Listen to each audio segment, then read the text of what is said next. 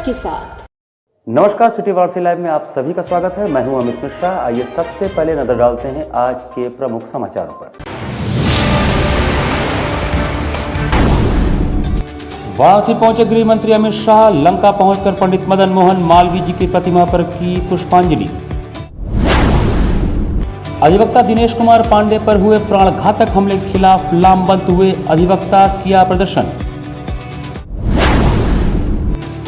Trade facility centre पर प्रदर्शन करने जा रहे कांग्रेस जन गिरफ्तार, लगाया सरकारी संस्थानों के दुरुपयोग करने का आरोप। और गोपाष्टमी के अवसर पर धर्म संघ में धूमधाम के साथ किया गया गौ पूजन। और अब समाचार विस्तार से। गृह मंत्री अमित शाह और मुख्यमंत्री योगी आदित्यनाथ ने पंडित मदन मोहन मालवीय जी की पुण्यतिथि पर प्रोटोकॉल परिवर्तित करके लंका स्थित उनके प्रतिमा पर पहुंचकर उन्हें पुष्पांजलि अर्पित कर श्रद्धा सुमन अर्पित किए। पंडित मदन मोहन मालवीय जी की पुण्यतिथि पर देश के गृह मंत्री अमित शाह प्रदेश के मुखिया योगी आदित्यनाथ के साथ शुक्रवार शाम लंका स्थित मालवीय प्रतिमा पर माल्यार्पण करने पहुंचे। अमित शाह के वाराणसी कार्यक्रम के दौरान मालवीय प्रतिमा का कार्यक्रम नहीं था, लेकिन मालवीय जी की पुण्यतिथि होने के कारण आनन फानन में प्रोटोकॉल बदला गया। गृह मंत्री अमित शाह, मुख्यमंत्री योगी आदित्यनाथ, चुनाव प्रभारी धर्मेंद्र प्रधान, प्रदेश अध्यक्ष स्वतंत्र देव सिंह के साथ लंका स्थित मालवीय प्रतिमा के पास पहुंचकर पुष्पांजलि अर्पित करते हुए उन्हें नमन किए। अमित शाह ने मुख्यमंत्री और धर्मेंद्र प्रधान के साथ मालवीय प्रतिमा से प्रणाम करते हुए जनता का अभिवादन स्वीकार किया। मौजूद कार्यकर्ताओं और जनता ने हर हर महादेव के उद्घोष के साथ उनका स्वागत किया। गृह मंत्री के साथ मुख्यमंत्री और धर्मेंद्र प्रधान ने पुष्प अर्पित किए। आपको बता दें कि प्रधानमंत्री नरेंद्र मोदी ने चुनावी शंखनाद से पहले मालवीय प्रतिमा पर माल्यार्पण और नमन कर शुरुआत किया था। जीत के बाद भी यहीं से शुरुआत हुई और जब भी मोदी इधर से गुजरे मालवीय जी को नमन किया। पुण्यतिथि के अवसर पर गृह मंत्री के कार्यक्रम को इसलिए बदलकर यहां से संदेश दिया गया। अमित शाह ने दोनों हाथ उठाकर योगी के साथ हर हर महादेव का नारा लगाया। शाह ने धर्मेंद्र प्रधान को भी जनता के अभिवादन के लिए इशारा किया। इस मौके पर शाह ने मुस्कुराते हुए विक्ट्री का सिंबल दिखाते हुए सबको प्रणाम किया। कार्यक्रम के दौरान विधायक सौरभ श्रीवास्तव, सुरेंद्र सिंह, अरविंद मिश्र सहित भाजपा के पदाधिकारी और कार्यकर्ता मौजूद थे। ट्रेड फैसिलिटी सेंटर बड़ा लालपुर में गृह मंत्री द्वारा भाजपा संगठन की बैठक आयोजित किए जाने के विरोध में कांग्रेस जनों ने विरोध प्रदर्शन किया। ट्रेड फैसिलिटी सेंटर बड़ा लालपुर, जहां अमित शाह द्वारा भाजपा संगठन की बैठक कार्यक्रम है, जिसका भाजपाईकरण करने के विरोध में शुक्रवार को कांग्रेस जनों ने विरोध प्रदर्शन किया, जिससे घबराई प्रशासन ने उन्हें गिरफ्तार कर पुलिस लाइन ले आई। इस कार्यक्रम का नेतृत्व कर रहे पूर्व मंत्री अजय राय ने कहा कि सरकार में पहले सरकारी संस्थानों को बेचा जा रहा है और जो बना है या बना हुआ है उस सरकारी संस्थान का दुरुपयोग कर भाजपाईकरण किया जा रहा है। लगातार भाजपा के कार्यक्रम के लिए सरकारी संस्थानों का दुरुपयोग किया जाता है। ठीक उसी तर्ज पर आज अमित शाह संगठन की बैठक सरकारी संस्थान में करेंगे। काशी के तानाबाना के नाम पर ट्रेड फैसिलिटी सेंटर बड़ा लालपुर अब भाजपाकरण का अड्डा हो गया। गृह मंत्री कोई सरकारी कार्यक्रम नहीं बल्कि भाजपा संगठन की बैठक टीएफसी में करेंगे। यह पहला वाकया नहीं है जब ऐसा हो रहा है। कई बार सरकारी संपत्तियों का भाजपाकरण किया जा रहा है। बीएचयू, बरेका का भी यही हाल है। लगातार भाजपाकरण किया जा रहा है। सरकारी संस्थानों का दुरुपयोग जारी है। इसके विरोध में हम कांग्रेस जन रोष व्यक्त कर विरोध कर रहे हैं। हम मांग करते हैं कि सरकारी संस्थानों का दुरुपयोग बंद हो। जनता के जनहित के लिए बने संस्थान की सुविधा जनता को मिले। हम सरकार को चेता देते हैं कि कांग्रेस जनहित के मुद्दों पर संघर्ष करते रहेंगे। कांग्रेस का कार्यकर्ता जेल, दमन, लाठी से न कभी डरा है न कभी डरेगा। जनता के संघर्ष के लिए यह जारी रहेगा। इनकी गिरफ्तारी और इनके जेल भेजने से लोग डरने वाले नहीं। इसका विरोध होगा। जो भी जहाँ पर भी अत्याचार, अन्याय भाजपा के द्वारा और उत्तर प्रदेश की सरकार और केंद्र सरकार के द्वारा होगा, कांग्रेस पार्टी प्रियंका गांधी के नेतृत्व में जमकर इसका विरोध करेगी। प्रदेश के डिप्टी सीएम दिनेश शर्मा ने कहा कि भाजपा एक कैडर बेस्ड पार्टी है तथा संगठन के शीर्ष नेतृत्व का मार्गदर्शन निचले स्तर तक के नेताओं को मिलता रहता है। वाराणसी के सर्किट हाउस पहुंचे प्रदेश के डिप्टी सीएम दिनेश शर्मा ने बताया कि भारतीय जनता पार्टी एक कैडर बेस्ड पार्टी है और जो संगठन का शीर्ष नेतृत्व होता है वह निचले स्तर तक के नेताओं को मार्गदर्शन देता है कि किस आधार पर हमें कौन सी क्रियाशीलता के आधार पर काम करना है और निश्चित रूप में आने वाला जो चुनाव है उसमें हमारा बूथ स्तर तक का कैडर बेस्ड पार्टी का जो कार्यकर्ता है वह जुड़ने वाला है और जो कार्यकर्ताओं का उत्साह है पूरे प्रदेश में दिखने वाला है। मैं समझता हूं कि कार्यकर्ताओं का यह उमंग पिछले चुनाव से भी ज़्यादा इस बार है। इसके आधार पर हम कह सकते हैं कि इस बार पिछला रिकॉर्ड भी चुनाव में टूटने वाला है। अमित शाह जैसे शीर्ष नेतृत्व यहाँ पर आएंगे तो आप मान करके चलें कि कुशल संगठन करता है वह, और उनके सोच का कोई विकल्प नहीं है, और जो वह मार्गदर्शन देते हैं निचले स्तर के कार्यकर्ता उसको ग्रहण करते हैं। आज जो बैठक है उसमें काशी क्षेत्र के पदाधिकारी आएंगे और इस पर उन्हें व्यापक मार्गदर्शन मिलेगा। तो बंगाल की हिंसा है और बंगाल का आतंक है, बंगाल में तुष्टीकरण की जो पॉलिटिक्स है वो अगर वो उत्तर प्रदेश में करने की सोच रही हो तो मैं समझता हूँ उत्तर प्रदेश की जनता उनको स्वीकार करने वाली नहीं है। हाँ, ये बाहर की शक्तियाँ आ रही हैं। महाराष्ट्र की भी एक पार्टी है, वो भी हुंकार भर रही है। बंगाल के साथ साथ इसके आप हैदराबाद से कुछ लोग आ रहे हैं, अपने संप्रदाय विशेष की राजनीति करने का सपना देख रहे हैं। अब उत्तर प्रदेश में जातिवाद, संप्रदायवाद, भाई भतीजावाद, परिवारवाद, इसका कोई स्थान नहीं है। अब केवल एक ही बात है और वो है विकासवाद, जिसके आधार पर भारतीय जनता पार्टी काम। अधिवक्ता दिनेश कुमार पांडे पर हुए प्राणघातक हमले के विरोध में सेंट्रल बार एसोसिएशन के तत्वावधान में अधिवक्ताओं ने संपूर्ण दिवस न्यायिक कार्य से विरत रहकर विरोध किया। अधिवक्ता दिनेश कुमार पांडे पर विगत दिवस हुए प्राणघातक हमले के विरोध में शुक्रवार को सेंट्रल बार एसोसिएशन के तत्वावधान में अधिवक्ता गौतम कुमार झा के प्रस्ताव पर संपूर्ण दिवस न्यायिक कार्य से विरत रहने का कार्य किया गया।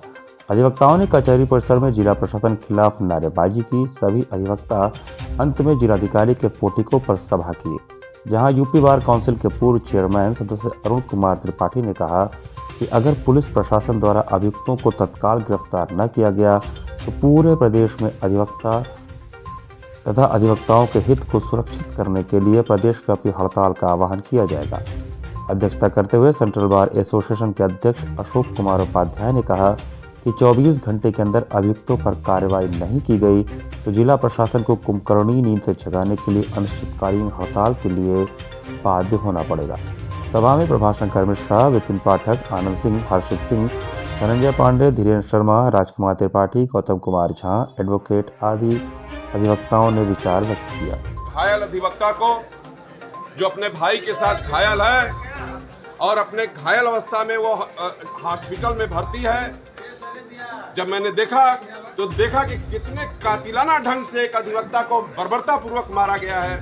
यह भी नहीं सोचा गया कि हम इसकी जान लेना चाहते हैं कि किस लिए मार रहे हैं। और जब एफआईआर लाज हो गया, मारने वाला दुर्दांत अपराधी है, कई मुकदमों में वांछित है, उसके बाद भी अपराधी खुलेआम घूम रहे हैं और घायल अधिवक्ता चिकित्सालय में भर्ती होकर अपना इलाज करा रहा है। यह पुलिस प्रशासन जिसकी जिम्मेदारी बनती है। मैं किसी व्यवस्था के खिलाफ नहीं बोलता। मैं चाहता हूं कि भारतीय संविधान सर्वोच्च दस्तावेज है और भारतीय विधि व्यवस्था सर्वोच्च व्यवस्था है। उस व्यवस्था के तहत पुलिस को एक रोल मिला हुआ है। पुलिस का रोल होता है कि कोई भी अपराधी अपराध करने के बाद खुलेआम न घूमे, और हम अधिवक्ताओं का रोल होता है कि कानून के मुताबिक हम न्याय दिलाने का काम करें। उत्तर प्रदेश में आगामी 2022 में होने वाले विधानसभा चुनाव में इस बार बॉलीवुड की भी एंट्री होने वाली है। इंडियाज मोस्ट पॉपुलर फेस 2019 की रचना सिंह यदुवंशी ने सीधे प्रियंका गांधी को टक्कर देने की बात कही है। उत्तर प्रदेश में होने वाले विधानसभा चुनाव को लेकर जहां एक तरफ सभी राजनीतिक दल अपना पूरा जोर प्रचार प्रसार में लगाए हुए हैं, तो वहीं अब यूपी चुनाव के इस बार बॉलीवुड की भी एंट्री होने वाली है। वाराणसी में इसकी शुरुआत miss India most popular face 2019 की रचना सिंह यदुवंशी ने सीधे प्रियंका गांधी को टक्कर देने की बात कही है। अपने एक शूट पर वाराणसी पहुंची रचना सिंह ने वाराणसी में हुए विकास कार्य और यूपी में महिला सशक्तिकरण की तारीफ की। साथ ही देश में लड़कियों के साथ हो रहे बलात्कार जैसी घटना पर सख्त कानून लाने की बात कही। वहीं यूपी चुनाव के प्रियंका गांधी के द्वारा लड़कियों को बढ़ावा देने पर कहा कि वह सिर्फ चुनाव के समय ही दिखती हैं। यदि सच में वह महिलाओं और लड़कियों को आगे बढ़ाना चाहती हैं तो वह कुछ ऐसा करे जिससे सभी को विश्वास हो सके। अचानक से जिस तरह से वह राजनीति में आई हैं, अगर मैं राजनीति में आऊं तो उनसे ज़्यादा तो हमें वोट मिल जाएगा। देखिए प्रियंका जी, इससे पहले उनका कोई पता नहीं चल रहा था और इलेक्शन के टाइम पे अचानक वो दिखने लग गई हैं, तो एक चीज़ें तो मुझे समझ में नहीं आती हैं। और दूसरी चीज़ कि इस उम्र में वो कह रही हैं कि वो लड़की हैं, तो फिर मैं अपने आप को क्या कहूँ? वो लड़की हैं, वो लड़की होगी तो मैं क्या कहूँ? लड़की हैं तो लड़कियों के लिए आगे आएँ और आगे आकर के उनके लिए सहयोग करें और उनके लिए कदम ऐसे बढ़ाएँ कि उनके लिए मजबूत हो, लड़कियों के लिए और कुछ बेहतर हो। लेकिन ऐसे नहीं कहा जा सकता। और 40% सीट की बात कर रही हैं, तो देखते हैं कहाँ से क्या करती हैं और उसमें क्या बदलाव आ सकता है, ये भी हम देख रहे हैं। और जिस तरीके से वो बात कर रही हैं, अचानक से वो जो आ गई हैं राजनीति में, इतना तो मैं राजनीति में आऊँ तो मैं दावे के साथ कह सकती हूँ कि उनसे ज़्यादा वोट मुझे मिल जाएगा। हमारी जो पुश्तैनी चीज़ें हैं, जो हमारी धार्मिक स्थल है, अगर उनको जितना खूबसूरत किया जाएगा तो वो और अच्छी बात है। और जिस तरीके से थोड़ा बदलाव आया है वो अच्छी बात है और मुझे अच्छा लगा ये चीज़। और राम मंदिर बन रही है, कृष्ण मंदिर भी बने, इस तरीके की सारी चीज़ें, क्योंकि भाई हमारे भगवान है, उनको भी बनाना चाहिए। कृष्ण मंदिर की भी बात में रखूँगी। मथुरा में मंदिर बनना चाहिए। बिल्कुल, मथुरा में मंदिर बनना चाहिए। अगर राम मंदिर बन रही है तो कृष्ण मंदिर क्यों नहीं बनना चाहिए, वो भी बनना चाहिए। यहाँ पर वक्त चला छोटे से ब्रेक का, बने रहिए सिटी वाराणसी लाइव के साथ। वाराणसी लाइव, सच के साथ। Best fundamental lab, best faculty, best placement set. We are proud to be a student of JDSL. I am a student of Jeevandeep Mahavidyalaya. I am proud of Mahavidyalaya for excellent faculty, best support and best infrastructure and best placement. Best fundamental lab, best faculty, best placement set. We are proud to be a student of JDSL. I am a student of Jeevandeep Mahavidyalaya. I am proud of Mahavidyalaya for excellent faculty, best support and best infrastructure and best placement.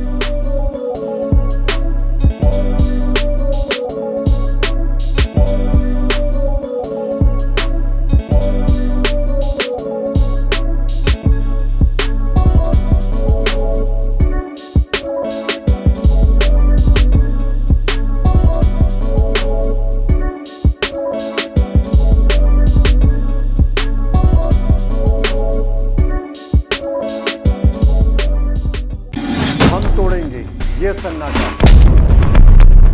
करेंगे बात आपकी, बात बना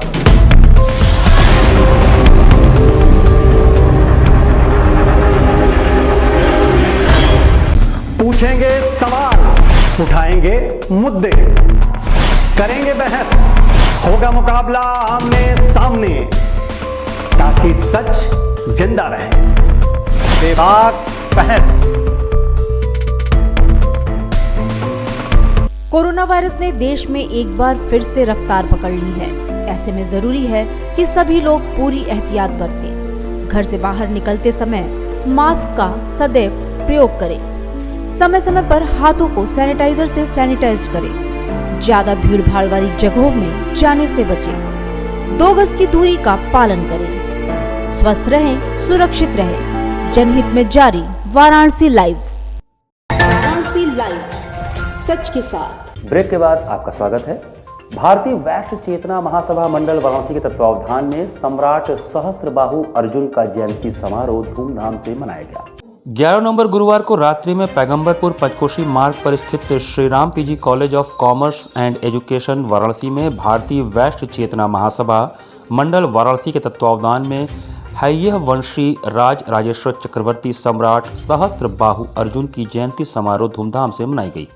कार्यक्रम के मुख्य अतिथि भारतीय वैश्य चेतना महासभा उत्तर प्रदेश के प्रदेश अध्यक्ष अरविंद गांधी थे। मुख्य वक्ता व राष्ट्रीय वैश्य चेतना मंच के राष्ट्रीय महासचिव श्री प्रकाश जायसवाल, अति विशिष्ट अतिथि व भारतीय वैश्य चेतना महासभा युवा के प्रदेश अध्यक्ष प्रदीप जायसवाल, उत्तर प्रदेश स्वर्णकार संघ के प्रदेश अध्यक्ष सत्यनारायण सेठ, प्राणी healing doctor Geeta Jaiswal, doctor Madan Lal Jaiswal, विशिष्ट अतिथि अनिल साहू, मीरा सेठ। कार्यक्रम की अध्यक्षता मंडल अध्यक्ष पारसनाथ जायसवाल, संचालन जिलाध्यक्ष व हरिश्चंद्र स्नातकोत्तर महाविद्यालय वाराणसी के पूर्व छात्र संघ अध्यक्ष नागेश्वर प्रसाद चौरसिया तथा धन्यवाद प्रकाश महानगर अध्यक्ष अनिल जायसवाल ने किया। जयंती समारोह में कुलदेवता सहस्त्रबाहु अर्जुन महाराज के चित्र पर सभी अतिथियों ने पुष्पांजलि अर्पित कर नमन किया तथा आयोजन मंडल द्वारा समस्त अतिथियों का माल्यार्पण कर सम्मान किया गया। जयंती समारोह के मुख्य अतिथि अरविंद गांधी, प्रदेश अध्यक्ष भारतीय वैश्य चेतना महासभा उत्तर प्रदेश ने राज राजेश्वर सहस्त्रबाहु अर्जुन जी को नमन करते हुए कहा कि वैश्य समाज का इतिहास बहुत ही गौरवशाली है।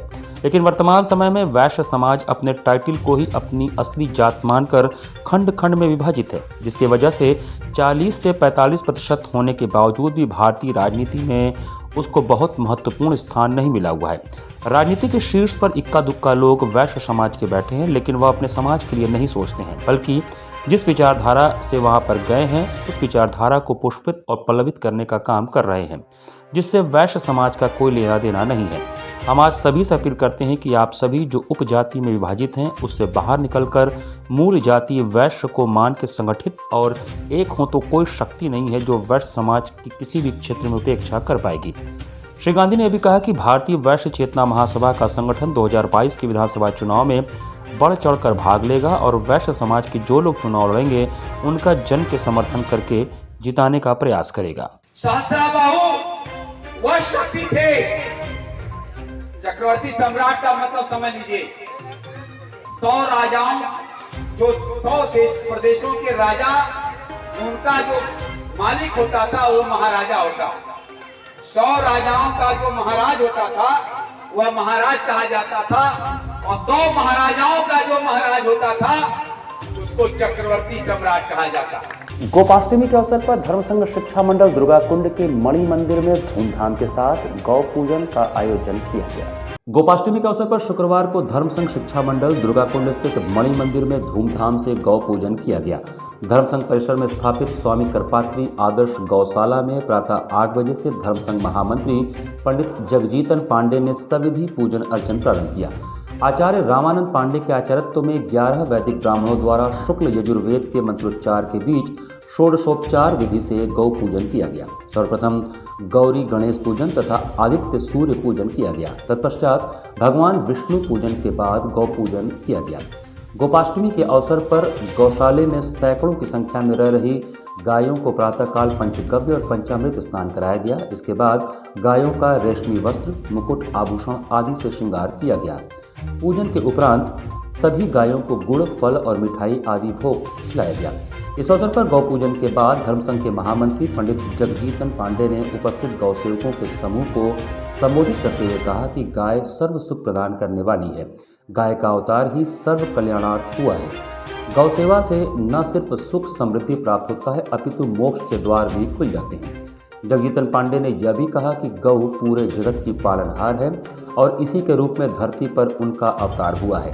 गाय सबसे सरल, सहज और जन कल्याण करने वाली है। सर्वप्रथम इस तिथि का प्रारंभ वहाँ से होता है। भगवान कृष्ण 6 वर्ष के थे तो प्रथम बार उनका साज श्रृंगार करके गोचारण के लिए उनको अनुमति मिली थी और प्रथम बार गोचारण के लिए भगवान कृष्ण गए थे। और इसीलिए आज तक निरंतर गोपाष्टमी मनाते हैं। आज के दिन हम लोग गौ माता को स्नान कराते हैं, दिव्य श्रृंगार करते हैं, साज सज्जा करते हैं, पूजन करते हैं, खिलाते हैं और संपूर्ण विश्व के कल्याण की कामना करते हैं और इनसे प्रार्थना करते हैं कि पूरे विश्व को। और अभी तो कोरोना महामारी में थी है तो इसलिए इनका महत्व और अधिक हो गया है। तो हम सभी लोग सामूहिक रूप से यह प्रार्थना किए हैं कि विश्व से कोरोना रूपी महामारी से दूर करें और पुनः मानव समाज पूरी उसी तरह उल्लास से, हर्षोल्लास से जीवन जिए। गोपाष्टमी के अवसर पर धर्मसंघ की ओर से गौसेवा के क्षेत्र में निरंतर सक्रिय रहने वाले गौसेवकों का उत्तरी प्रदान कर अभिनंदन भी किया गया। आकर्षण का केंद्र रही 8 दिन की भाग्य लक्ष्मी करपात्री गौशाले में दीपावली के दिन जन्मी बछिया गौ भक्तों के आकर्षण का केंद्र रही। धर्मसंघ द्वारा बछिया को भाग्य लक्ष्मी नाम दिया गया है। सभी उसे खिलाने को आतुर दिखाई दिए।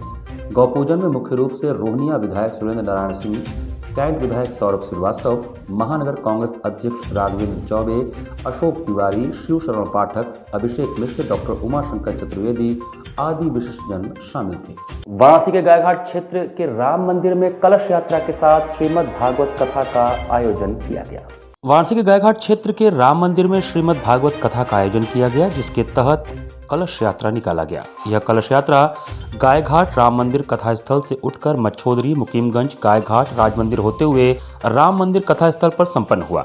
इस कलश यात्रा में महिलाएं सिर पर कलश रखे महादेव के नारे के साथ व डमरू दल द्वारा कार्यक्रम को संपन्न कराया गया। यह कलश यात्रा कार्तिक मास के पुनः पर्व पर कोरोना काल को देखते हुए संपन्न कराया गया। वहीं आयोजक विनय पांडे ने बताया कि काशी विश्वनाथ की नगरी में कार्तिक मास के पर्व पर गोलोकवासी ओम प्रकाश पांडे जी की पुण्य स्मृति में श्रीमद् भागवत कथा का आयोजन 8 दिवसीय भागवत कथा राम मंदिर संड जी के मंदिर गाय घाट में आयोजित है। कथावाचक आचार्य मनोहर कृष्ण जी महाराज वृंदावन द्वारा कराया जा रहा है। कार्यक्रम के आयोजक पांडे परिवार हैं। आज श्रीमद् भागवत महापुराण की शोभा यात्रा निकाली गई है, जो कि आज है 12 नवंबर से 19 नवंबर तक चलेगी कार्तिक मास के पुण्य पर्व पर। और कार्तिक मास के देव दीपावली के दिन इसका विश्राम होगा। ये कहाँ से कहाँ गया जी? ये संत जी की जो राम जी की मंदिर है, यहाँ से निकल के स्वामी नारायण मंदिर होते हुए गाय घाट, पक्का महल होते, शीतला जी राज मंदिर होते, लालासुर की गली से संत जी मंदिर पर पुनः विश्राम हुआ इस शोभा यात्रा का। संगीत सभा काशी की 91वीं श्रद्धांजलि संगीत सभा 4 दिवसीय संगीत समारोह के रूप में प्रारंभ हुई, जिसमें भारत के जाने माने कलाकार शिरकत कर रहे हैं। संगीत सभा काशी की 91वीं संगीत सभा इस बार 4 दिवसीय संगीत समारोह के साथ मनाई जा रही है। 10 नवंबर बुधवार से प्रारंभ हुए इस श्रद्धांजलि समारोह में भारत के विभिन्न शहरों के प्रतिष्ठित कलाकार शिरकत कर रहे हैं। कोविड काल को देखते हुए ऑनलाइन माध्यम से कलाकार अपनी संगीतांजलि पद्म विभूषण स्वर्गीय पंडित किशन महाराज जी के चरणों में अर्पित कर रहे हैं। 10 नवंबर बुधवार को प्रथम संध्या में वापी गुजरात के प्रसिद्ध तबला वादक पंडित संतोष पाठक ने एकल तबला वादन प्रस्तुत किया। झपताल 10 मात्रा से अपने कार्यक्रम को प्रारंभ करके मध्यलय 3 ताल से अपने वादन का समापन किया। इनके तबले में हाथ की तैयारी और बोलों की सफाई अत्यंत प्रशंसनीय थी। इनके साथ हारमोनियम पर श्रीकांत पाठक ने बेहतरीन लहरा संगति किया।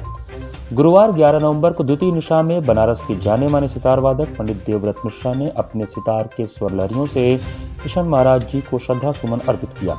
सितार में राग जोग में आलाप जोड़ छाला के बाद 3 ताल में गत की प्रस्तुति करते हुए देवव्रत ने स्वरों, तैयारी और लयकारी का अद्भुत मिश्रण करके श्रोताओं को झूमने पर मजबूर कर दिया। श्रोताओं ने ऑनलाइन माध्यम से देवव्रत की खूब प्रशंसा की। इनके साथ तबले पर पंडित पूरन महाराज के सुयोग शिष्य श्रीदेव नारायण मिश्र ने कुशल संगति करते हुए कार्यक्रम को एक नई ऊंचाई प्रदान की। कार्यक्रम का संचालन सौरभ चक्रवर्ती और संयोजन पंडित पूरन महाराज ने किया।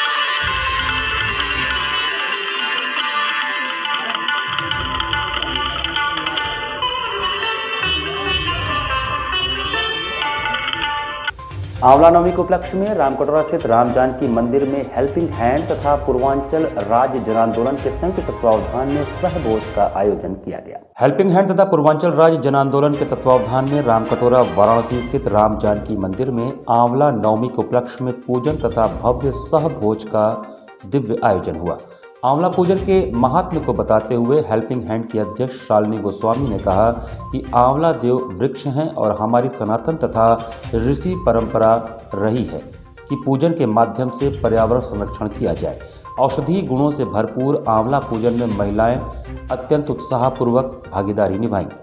सभी महिलाएं अपने अपने घर से प्रसाद बनाकर लाई थीं, जिसे सहभोज के माध्यम से सबने ग्रहण किया। पूर्वांचल राज्य जन आंदोलन के राष्ट्रीय महासचिव वंदना रघुवंशी ने कहा कि ऐसे आयोजन का उद्देश्य प्रकृति संस्कृति संरक्षण के साथ नई पीढ़ी को अपनी परंपराओं से अवगत कराना है। आंवला नवमी के उपलक्ष्य में आंवला के नीचे हम सभी फ्रेंड्स हर साल ये कार्य करते हैं और यहाँ हम लोग मिलजुल के हम लोग अपने घर से कुछ बना के लाते हैं और यहीं पर बैठ के पूजा अर्चना के बाद आंवले के वृक्ष की हम लोग यहाँ बैठ के प्रसाद ग्रहण करते हैं। क्या मान्यता है? मान्यता बहुत है। ऐसे तो कार्तिक माह जो है वो पूरा ही समझिए परंपराओं और त्योहारों का महीना है और हर दिन यहाँ पे कोई ना कोई त्यौहार होता है। आंवला नवमी है आज, उसकी बड़ी बहुत महत्व है आंवला नवमी का। बड़ी बड़ी दंत कथाएँ प्रचलित हैं इसके विषय में और आंवला तो वैसे भी देवतुल्य फल है। इस कार्यक्रम में रीता बजाज, पूजा गिरी, सुनीता अग्रवाल, आरती मेहरोत्रा, सोनाली सिंह, प्रीति जायसवाल, सारिका गुप्ता, पल्लवी सिंह, उषा अग्रवाल, लता चौधरी, पूजा श्रीवास्तव, विभव सिंह आदि शामिल थे। आंवला देव वृक्ष है और औषधीय गुणों से भरपूर है, इसलिए आज इसकी पूजा की जाती है। और अक्षय नवमी होने के कारण चीज़ें अक्षय होती हैं, इसलिए पूजा की जाती है। आज यहाँ सभी महिलाएं एकत्रित होकर के अपने घर से कुछ कुछ प्रसाद बनाकर लाई थी और यहाँ एकत्रित होकर के उन्होंने पूजन किया आंवला वृक्ष का, और अब सहभोज के माध्यम से उसको ग्रहण कर रही है। इसी के साथ सिटी वाराणसी लाइव का यह संस्करण में समाप्त करते हैं। मुझे दीजिए आज्ञा। नमस्कार।